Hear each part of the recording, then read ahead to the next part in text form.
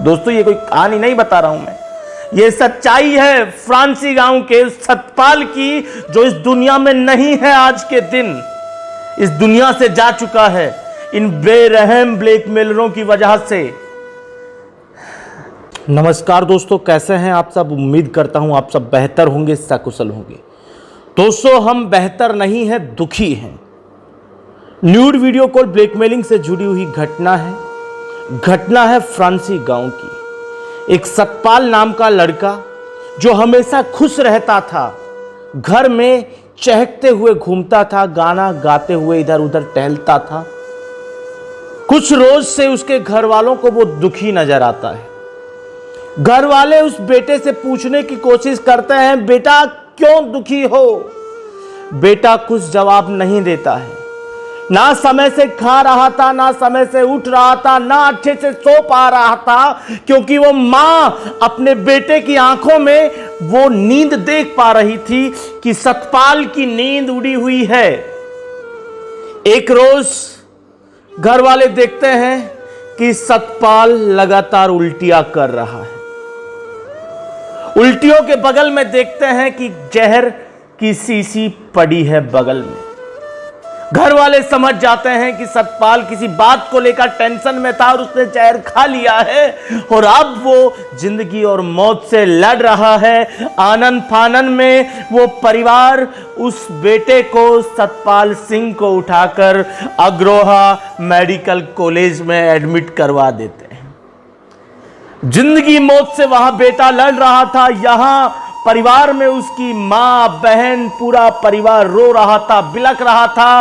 वो बाप जिसका वो बेटा बचपन से, जिसने उसको बचपन से लेकर इतना बड़ा किया इस उम्मीद में कि बेटा बड़ा होकर उस बाप का सहारा बनेगा, आज वो बेटा, लंबा चौड़ा बेटा, पता नहीं किस टेंशन की वजह से जहर खा लेता है और हॉस्पिटल में जिंदगी मौत से लड़ रहा होता है।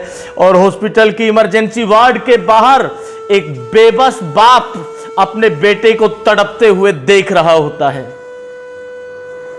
फिर भी इन सब के बीच में बेटे का फोन लगातार बज रहा होता है, क्योंकि कुछ दरिंदे उस समय भी उस सतपाल के फोन पर फोन कर रहे थे, लगातार मैसेज कर रहे थे कि पैसा दो, पैसा दो, पैसा दो, वरना तुम्हारा वीडियो हम अपलोड कर देंगे, पूरी दुनिया में फैला देंगे। कभी उसके फोन पर फोन आ रहा था किसी राम पांडे का, कभी किसी गौरव मल्होत्रा का। बाप थर थराते हुए हाथों से बेटे का फोन अटेंड करता है। उधर से धमकी आती है कि सतपाल के खिलाफ कोई कंप्लेंट दर्ज हुई है, उसका कोई वीडियो वायरल हुआ है।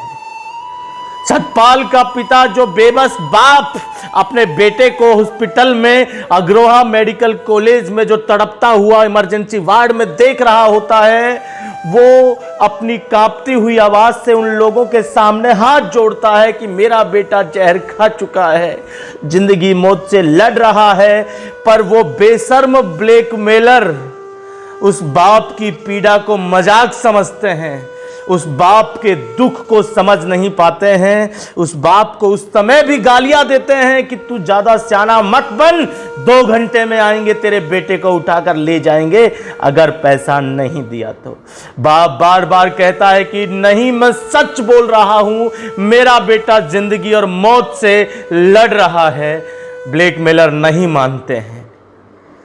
कुछ घंटों की जद्दोजहद के बाद डॉक्टर उस इमरजेंसी वार्ड से बाहर निकलता है।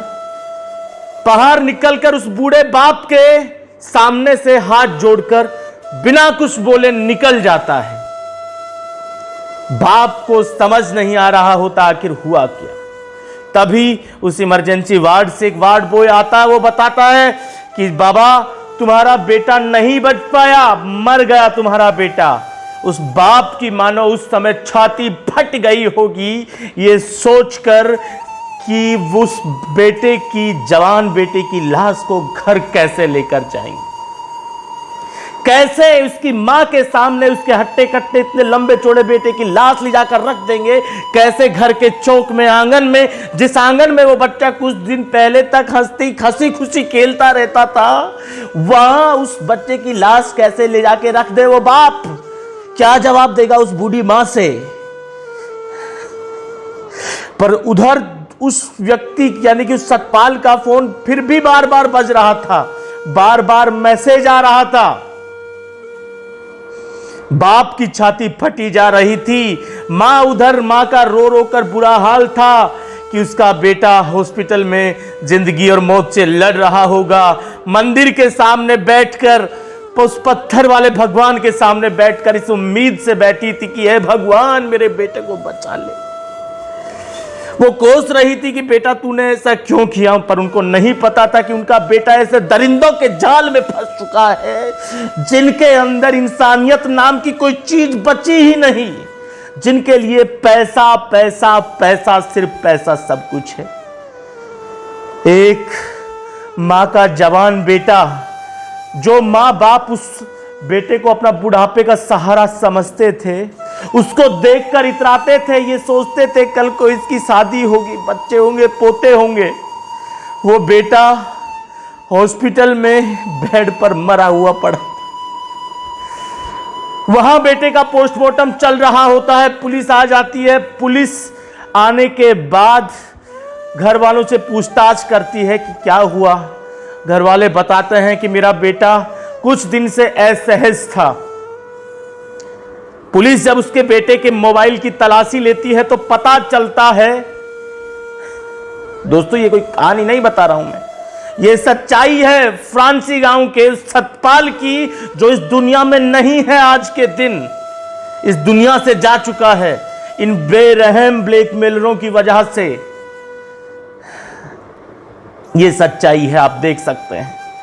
पुलिस को पता लगता है कि उस सतपाल को कई दिनों से कुछ लोग परेशान कर रहे थे, लगातार सतपाल से पैसा मांगे जा रहे थे।